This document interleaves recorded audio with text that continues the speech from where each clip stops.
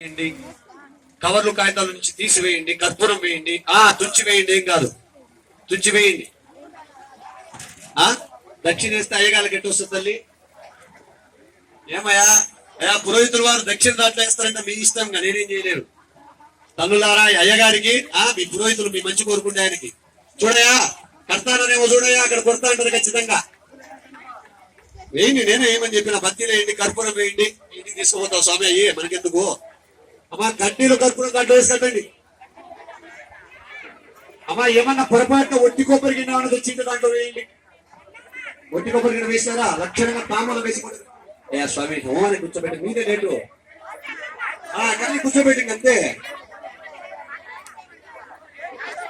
మా పెద్దక్క మాట్లాడద్దన్నమ్మా, పెద్దక్క మీకు మాట్లాడేటప్పుడు గొంతులు చూడండి పక్క వాళ్ళు ఎక్కడికి వస్తున్నాయి. గోవిందా చెప్పండి పాపం నోట్లో పెదాలు కదిలించకుండా చెప్తారు, ఎవరికి వినపడకుండా.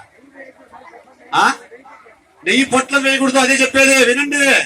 పొరపాటు చేయమాకండి, కవర్లు కాగితాలు వేయమాకండి అని చెప్తున్నా. ఇంకా ఎవరు ఒక్క పెద్దక్క ఎవరు వేసింది? పెద్దనా మీరు వేయమాకండి. అప్పుడే అయిపోయిన తర్వాత లాస్ట్ లో పంచాయతీ, అది ఇప్పుడే పంచాయతీ చేస్తే ఎట్లా? మా అందరూ నమస్కారం చేసుకోండి, ఇక ప్రారంభం చేస్తున్నా.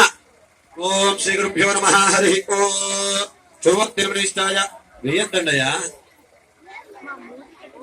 ఒడ్లు తీసుకోండి, ఒడ్లు తీసుకోండి. మీ దగ్గరికి భార్యాభర్తల దగ్గర ఒక్కొక్క ఒట్ల వస్తా ఉండాలా, ఒక్కొక్క ఒట్ల విస్తరి.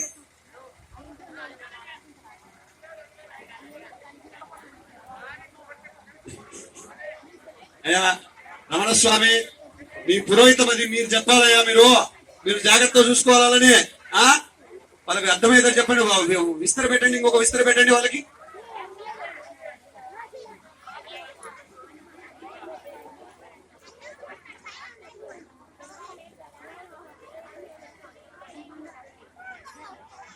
అయ్యా ఒట్లు ఉన్నాయా అందరికి?